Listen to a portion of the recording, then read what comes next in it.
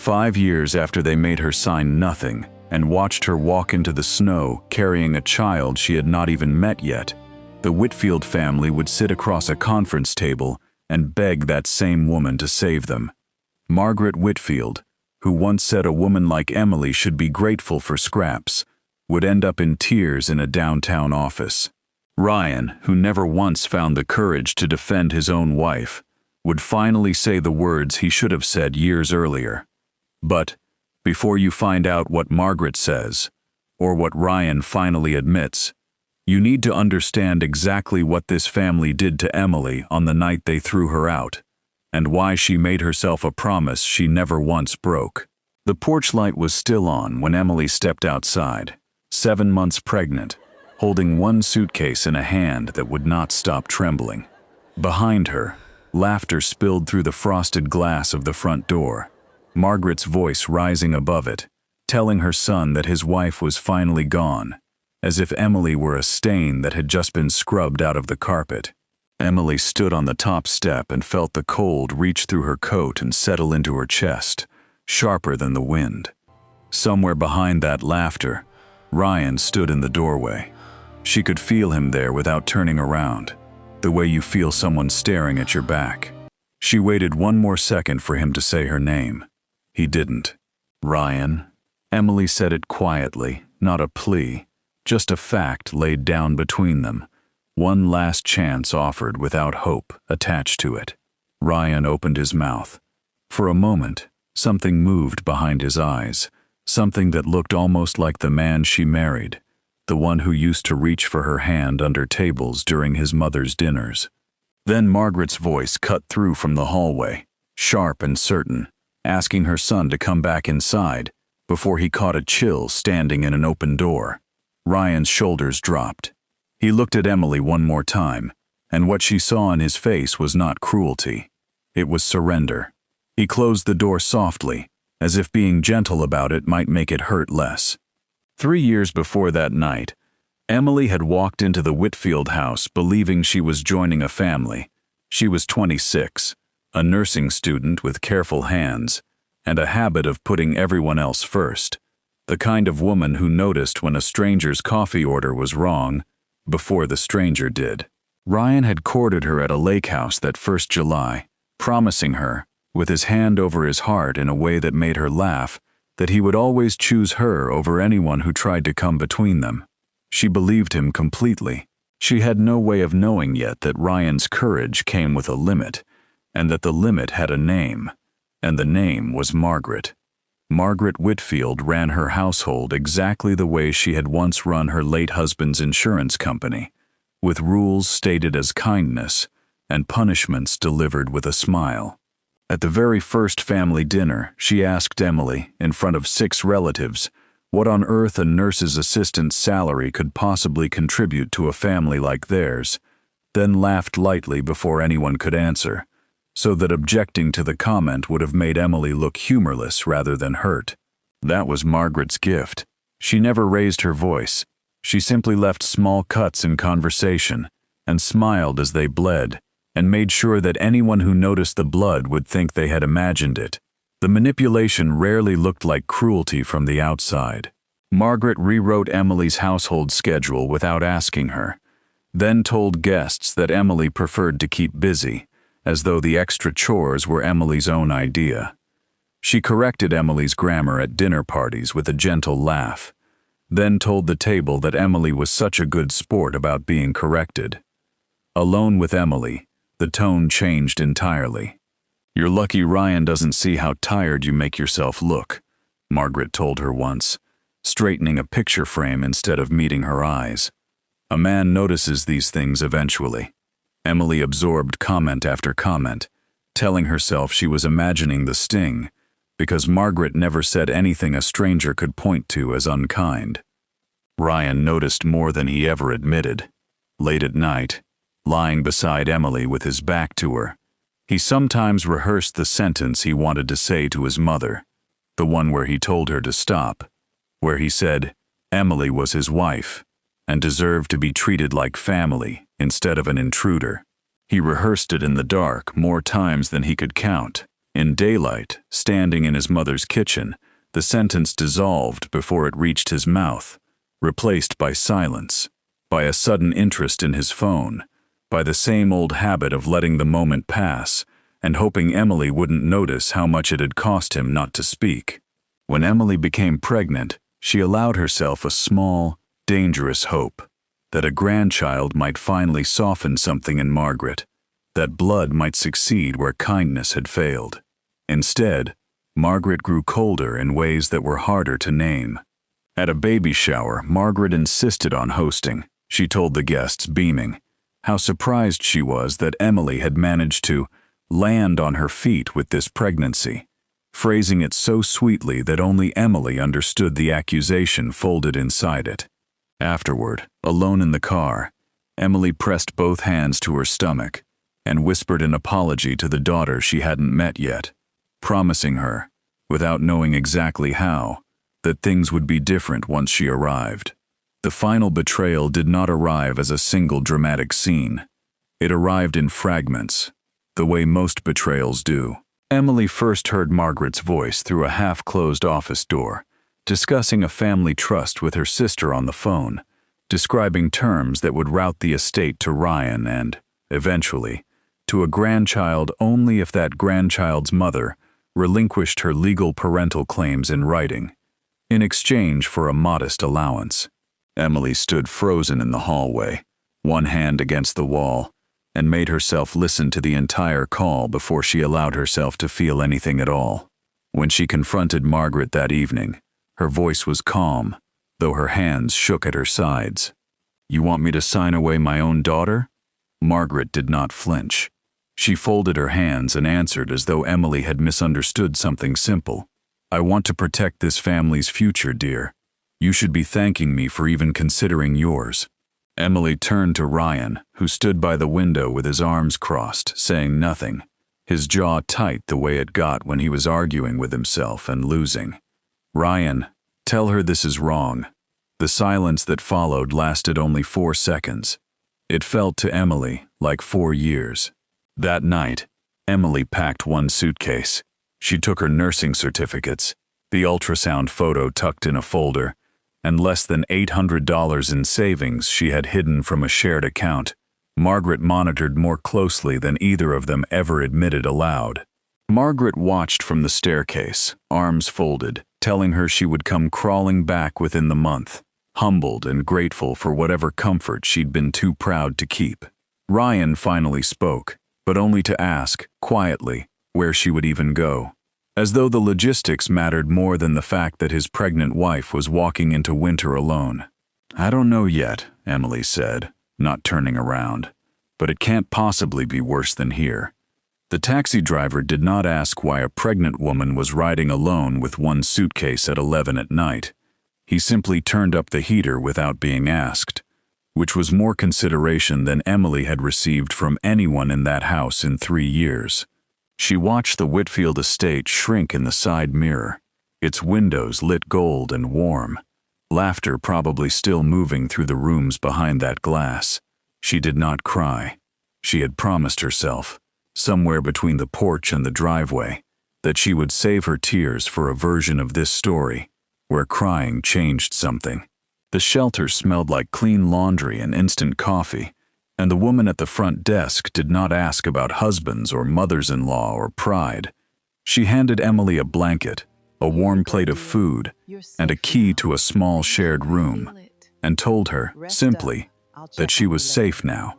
Emily sat on the edge of a narrow bed that night, with one hand resting low on her stomach, and made her daughter a promise that had nothing to do with revenge. She promised she would build something so stable, so entirely their own, that no one would ever again get to decide whether the two of them belonged at a table. The first weeks tested every ounce of resolve Emily had left. She worked reduced hospital shifts as long as her body allowed, then switched entirely to a phone job at a billing office once standing for long hours became impossible. Money ran thin fast. There was one night, 3 weeks in, when she sat with her phone in her hand, Ryan's contact open on the screen, her thumb hovering over the call button because the rent was due, and her pride felt like a luxury she could no longer afford. She stared at that screen for almost 10 minutes. Then she set the phone face down on the table and opened her nursing textbook instead, because asking for help from the silence that pushed her out the door was not the kind of help she wanted for her daughter. Lily was born on a bright, brutally cold morning in February, 6 pounds and 4 ounces, with a full head of dark hair and a cry Emily would later describe as the most determined sound she had ever heard. No flowers arrived from the Whitfield house. No calls came either. Emily held her daughter alone in a small recovery room, exhausted in a way that went past her body and into her bones, and felt, underneath all of it, something that surprised her: complete, uncomplicated happiness. She named her Lily, for renewal, for the idea that something small and stubborn could still push its way up after a long, hard winter. The following year blurred into a rhythm of survival.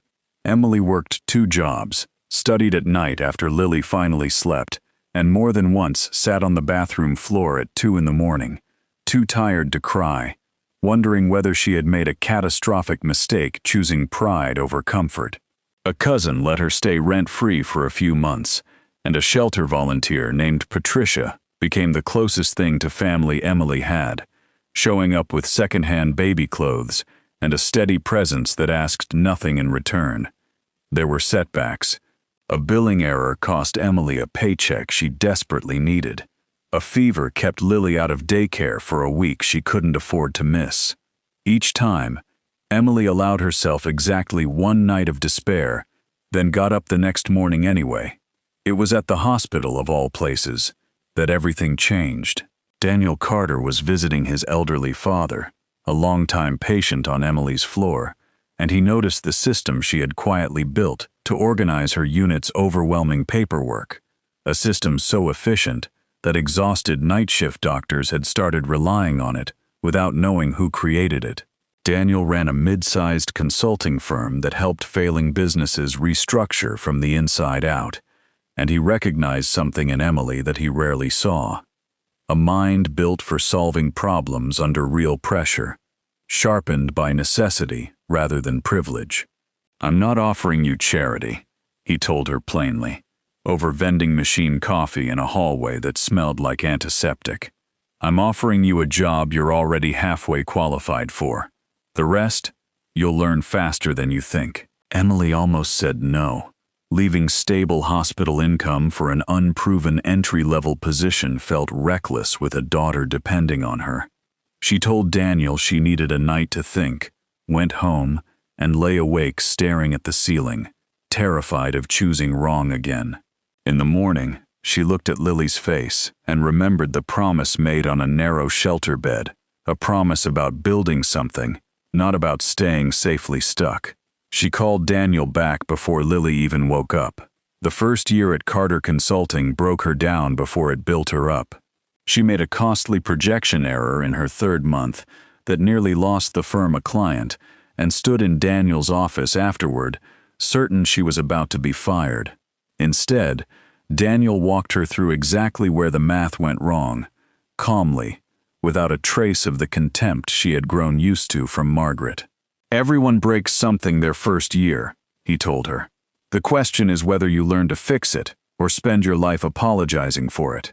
Emily chose to fix it, staying late for months afterward, rebuilding her own confidence 1 correct decision at a time, until the fear of failing quietly turned into something closer to hunger.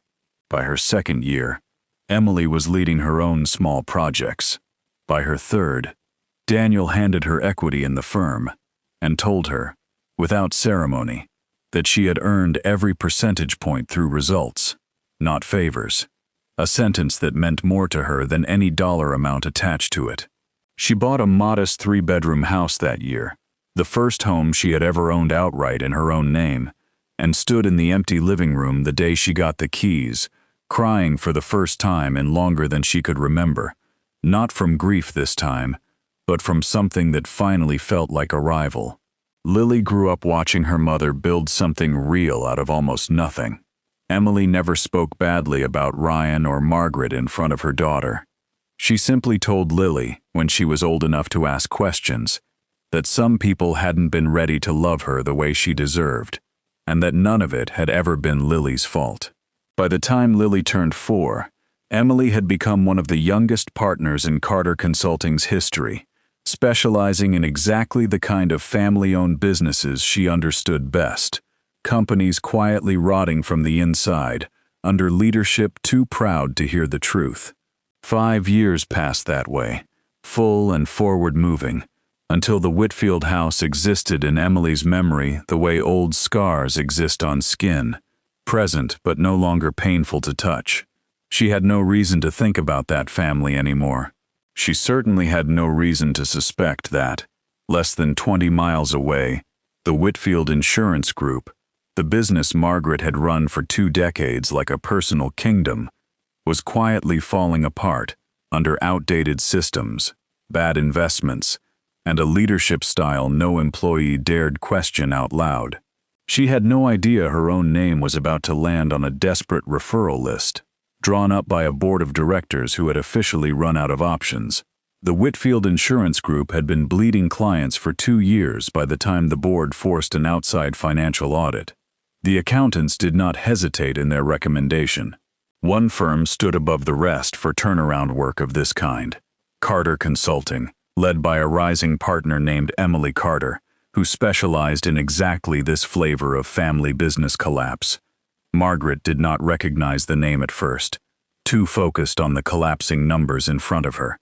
It was Ryan who froze completely when he opened the referral packet and saw the photograph attached to the profile, the same steady brown eyes that used to watch him across their old kitchen table, waiting for a courage he never once found in time. Margaret's first response was refusal, sharp and immediate. She told Ryan she would rather lose the company entirely than beg help from the woman she had once called ungrateful and unworthy of the family name. But 2 more months of collapsing revenue, plus a bank now threatening to call in the company's loans, wore that refusal down to something more practical. Pride, Margaret was learning slowly and painfully, did not make payroll. Ryan made the call himself, his hand unsteady on the phone, and asked, quietly, whether Emily Carter might be willing to review one more struggling family business, without mentioning, at first, exactly which family it belonged to. Emily opened the referral file 2 days later, exactly the way she opened every new client inquiry, with no reason yet to connect the company name to her past. It was the ownership documents that stopped her cold. Margaret Whitfield, majority shareholder. Ryan Whitfield, operations director. She sat perfectly still at her desk for a long moment, 5 years of careful distance collapsing into a single afternoon. Every instinct told her to hand the file to another partner and spare herself the discomfort of walking backward into a story she had already finished writing. Instead, she thought of the promise made on a narrow shelter bed years earlier, a promise about strength, not about avoidance, and picked up the phone to schedule the first meeting. Ryan and Margaret arrived at the downtown office on a gray Thursday morning, unsure what exactly to expect. When Emily walked into the conference room in a tailored navy suit, composed and unmistakably in command of the space, the room went completely silent. Margaret's face moved through disbelief, then something close to shame, then, briefly, something close to fear. Ryan simply stared, unable to look away, taking in the woman his wife had become, someone he barely recognized and yet, somehow, had always suspected she could be.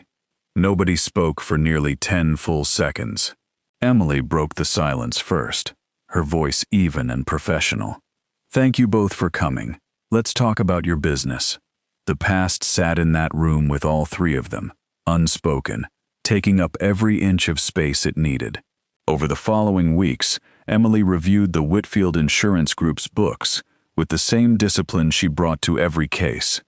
Outdated pricing models, a refusal to modernize claims processing, and a management culture so afraid of Margaret's temper that employees had stopped reporting problems until they became emergencies. She delivered her findings without a trace of judgment, laying out a restructuring plan built entirely on data. Margaret, forced to sit through presentation after presentation from the daughter-in-law she once dismissed at a dinner table, grew quieter with each session, watching Emily speak with exactly the calm authority Margaret herself had spent decades only pretending to have. The turning point arrived during a late meeting when Margaret, visibly exhausted and stripped of her usual composure, finally asked the question that had clearly been sitting under her tongue for weeks. "Why would you help us? After everything?" Emily set her folder down slowly. "I didn't come back for you, or for Ryan, or even for this company," she said. "I came back because I built a career on fixing things that are broken, and I refuse to let old wounds decide who deserves competent help." Margaret's eyes filled with tears she made no effort to hide, and for the first time in her life, she sat with the full weight of being shown a generosity she had never once offered anyone in return. Margaret's apology, when it finally arrived, was not polished. "I judged you the first night you walked into my house," she admitted, her voice unsteady in a way Emily had never heard from her. "I told myself I was protecting my son. I was only protecting my own control over him. I drafted those papers because I was terrified of losing power over the people I claimed to love, and I called it looking out for the family." She said she was sorry, and meant it, though she also understood, out loud, that an apology 5 years late could not undo a single night Emily had spent alone in a shelter, with a baby on the way. Emily listened without interrupting, and when Margaret finished, she simply nodded. "I accept your apology." Ryan's apology came separately, after Margaret had already left the building. "I've replayed that night more times than I can count," he said, unable to hold Emily's eyes for more than a few seconds at a time. "I told myself I was keeping the peace. I was really just protecting my own comfort, and I let it cost you everything." His voice caught. "Can you ever forgive me?" Emily answered gently, without softening the truth for his benefit. "I forgave you a long time ago, Ryan, mostly for my own sake. Carrying that anger would have cost me more than it ever cost you. But forgiveness," she told him, "was not the same thing as forgetting what those years had taken from her. And it was certainly not an invitation to rebuild a house already torn down to its foundation." "Healing doesn't mean going back to the exact place the wound happened," she said quietly. "I built something strong enough that my daughter never has to wonder if she belongs somewhere. I'm not walking away from that." Ryan nodded, though something in his eyes suggested the hope hadn't fully caught up to her meaning yet. Emily returned to work the next morning, feeling one final piece of the past settle into memory, exactly where it belonged. Over the following 3 months, Emily's restructuring plan pulled the Whitfield Insurance Group back from the edge. She modernized their claims system, renegotiated 2 crucial contracts, and trained a new generation of managers, no longer afraid to report bad news upward. Margaret followed every recommendation without the resistance she once would have shown, having finally learned, the hard way, what pride actually costs. By the final quarter, the company posted its first profitable numbers in 3 years, and quietly, throughout the building, everyone understood that the woman who saved the family business was the same woman that family once told to leave with nothing but a suitcase and an unborn child. At the final closing meeting, after the paperwork was signed and the engagement formally ended, Ryan asked the question Emily had been expecting since the day she reopened that file. "Now that everything's different, is there any chance we could try again, all 3 of us?" It was not manipulation. Genuine hope moved through his voice, the kind that comes from watching someone become exactly who you always suspected they could be. Emily considered it seriously, because he deserved that much honesty. Then she told him no, gently, without hesitation. "The family I built with Lily is already whole," she said. "I'm not reopening a door it took me 5 years to close properly." "This isn't punishment, Ryan," she added, watching something in his shoulders finally give way. "It's protection. The The same instinct that walked me out into the snow 5 years ago. Lily deserves certainty, not the chance that old patterns quietly return once this feels less exciting. Ryan absorbed it without arguing, understanding, perhaps for the first time in his life, that consequences are not cruelty, only the natural weight of choices made and unmade across years. He thanked her, sincerely, for her honesty and for saving the business his family had built.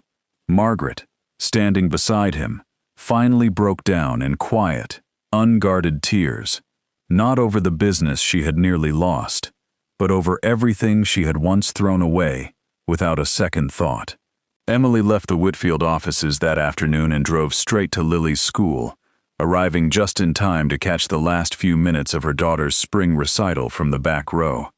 Lily spotted her immediately and waved, mid-song, unable to help herself, and Emily waved back with both hands, laughing despite the tears already gathering. Afterward, Lily ran into her arms and asked how the important meeting went. Emily knelt down to her daughter's height and said simply that everything was finished now, and that they could go get ice cream to celebrate. She did not mention Ryan, or Margaret, or the years of silence and cold rooms that once defined her life. Some chapters, she had learned, do not need to be reopened once they are finally, completely closed. 5 years earlier, she had walked away with nothing but a suitcase and a promise.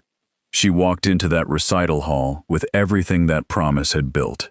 If this story moved you, remember that peace, built through hard work, always outlasts cruelty built through pride.